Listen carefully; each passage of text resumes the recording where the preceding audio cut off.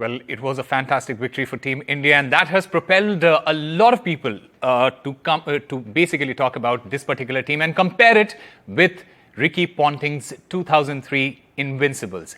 The question is, are Rohit's men at par with Ponting's 2003 World Cup winners? Now, when you look at this, when you look at the data, in 2003, Australia, they remained unbeaten to lift the ODI World Cup. India in 2023, they have been unbeaten in this campaign so far. Similarly, in 2003, Australia had a devastating pace attack of Glenn McGrath, Brett Lee and Jason Gillespie. When you look at India in 2023, you have Jasprit Bumrah, Mohammad Shami and Mohammad Siraj leading this pack. In 2003, Australia's top order was in tremendous form with the likes of Hayden, Gilchrist and Ricky Ponting taking up the mantle. In 2023, it's a similar story for Team India. Rohit Sharma, Shubman Gill and Virat Kohli, they have formed the backbone of India's top order.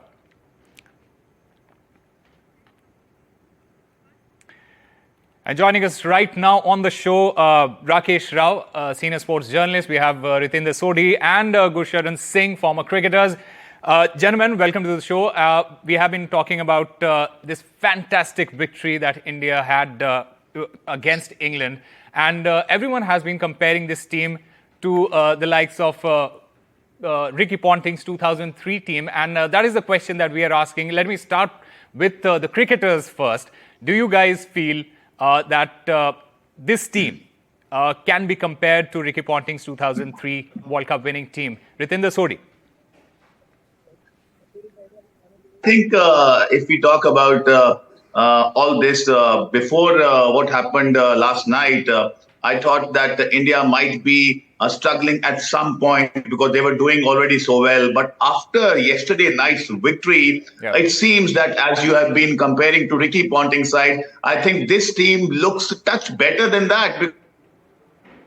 They were playing differently. They were batting first. They never got runs on the board, and then coming in and bowling those important overs and winning by 100 in a low-score match. That shows that India is gaining strength with every match. And I'm sure at the moment, India is the favorite side. And it seems when India plays, it is only one side playing on the park. So that is domination to the core. And fingers crossed, if things go like this, World Cup is not far away. Gursharan Singh, your thoughts on this comparison between Rohit's men and Ricky Ponting's 2003 team? I think both teams they are exceptional. There was no, their batting, bowling, fielding, and everything the same. But I think we have to look for another 3 matches, then semi-final. But I think the way India is playing. The opposition, there is no opposition as we are playing. They are winning very, very easily, handsomely, convincingly. But I think that Australian team, at that time, there were 3-4 more teams which were very, very strong. And they played really well. They are like Pakistan and then New Zealand there. England was also playing well. And obviously, India was there. India was the 3-4 good teams. The way we are playing, I think, in my views, it looks very difficult that India won't win the World Cup. I firmly believe that this World Cup is ours. Well, both the cricketers think that this is India's World Cup. Rakesh Rao, what do you feel and what do you think about this comparison between Rohit's men and that Ponting's team? Do you think the kind of domination that Rohit Sharma's team has shown, it can be compared to Ponting's 2003 World Cup winners? Not for me, Osama. By a long shot. What are we talking about? Even in 2015, we won all 6 league games. Okay. We qualified for the quarterfinals because, you know what? The problem is our memory is very short. 6 out of 6, we have done it in the past. We did it in 2015. We topped the league and England could not qualify. Yeah. They could win only 2 out of 6. And during those days, we used to have the last 8 stage. Here you have these semi-finals. And England couldn't even make it to the quarterfinals. And yesterday, no doubt, it is one of the finest bowling performances which at least I've seen in a World Cup where India was to defend a low score. That was stupendous. What our fast bowlers did was exceptional. Yes, but that doesn't mean that we start comparing it straight away to Ricky Ponting's side. Now, if you look at Australia's domination, I mean, just look at what they did in 1999. Yeah. They won from there. 2003, they dominated. Yeah. Until 2006, they just dominated practically every format. Yeah. During those days, we never had the T20 right up there. But then, right. So that is the kind. Now, if I'm just going to limit my reasoning, my logic, and everything only to the World Cup, we have done it in the past. 6-0, yes. If you just go back to 2015, we were 6 out of 6. Absolutely. But let's also talk about Rohit Sharma as a leader. Ritinder Sodhi, he has won 5 IPLs as a captain. He has won the Nidhi Trophy. He's won multiple bilateral series. Yet there are always question marks over whether he is a good captain or not. And he doesn't seem to get the kind of credit that he deserves. Do you agree with that? Osama, now he's getting that credit because he has been captaining really well. It has been phenomenal. The way he has been marshalling his resources. We have to give credit to him. The way he has been changing the bowling, the way he has been playing the 11. And if you talk about his own form, because captain has to lead from the front. And yesterday, the knock he played, it's not the way Rohit Sharma plays, but then it was the situation's demand. He has to be there. He has to play that sheet anchor role because wickets were falling. So that shows the sense of responsibility Rohit Sharma is showing in the World Cup. See, what Rakesh is saying, if we compare with Team Australia in all the formats, definitely we have to wait for some more time. But if we talk about only World Cups, after yesterday's win, I always felt that India has to bat. India has to bowl in pressure. But what happened last night, I have a very strong, a tremendous chance to win this World Cup. All right. That's two varying opinions from the two gentlemen. That's great. I also want to talk about this innings, Rohit Sharma's innings.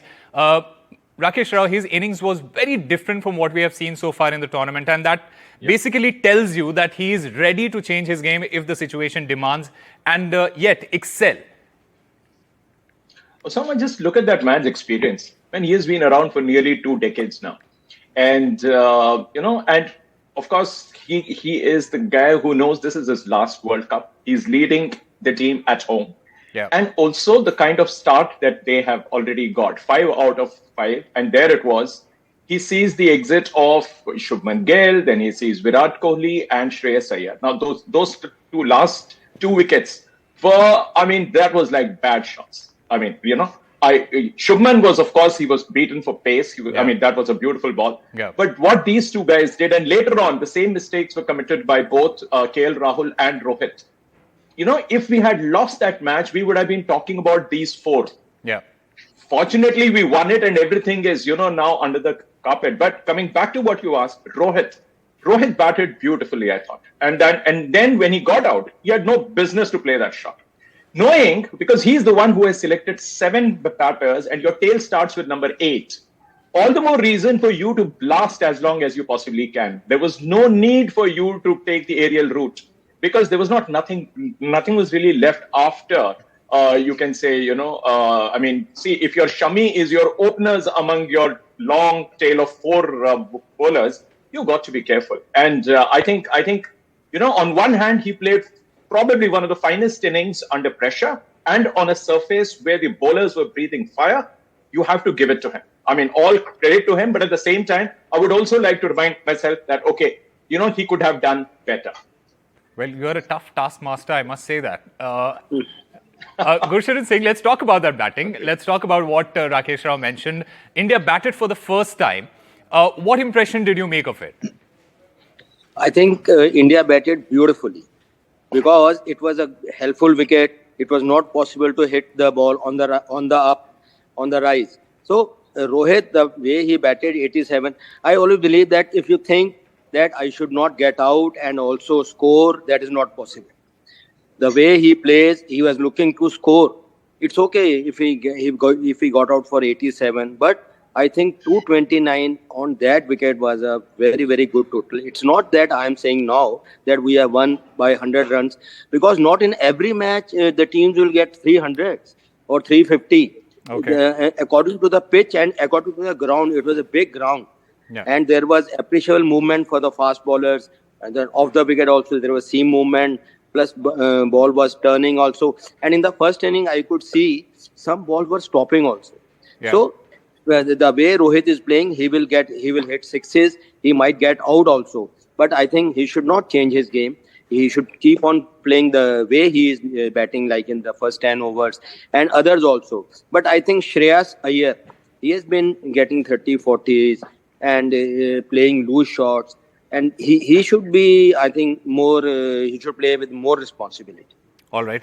Before we shift our focus to the Afghanistan-Sri Lanka match, I quickly want to get your opinion on Mohammad Shami. Ritinder Sodhi's sixth 4+ wicket haul for Shami, the joint most for any bowler in men's ODI World Cups. He has equalled Mitchell Starc in that department. He has also become the quickest bowler to take 40 wickets in World Cup history in just 13 innings.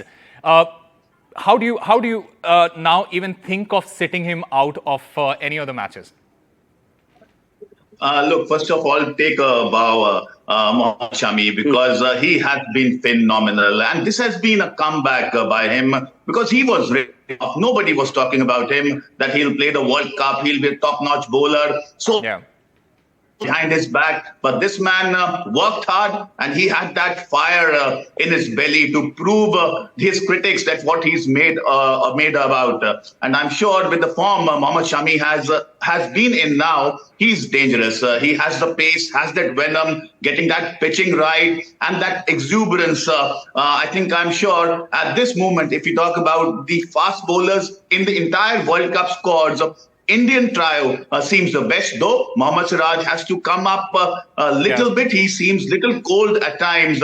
So we might see a change if you talk about Ashwin, that I'm sure that he has to be given a chance sooner rather later. But at this moment, Mohammad Shami is blazing all cylinders. And that is great for Team India because to play him, if you don't have good technique, good footwork, you will falter. And that has been happening.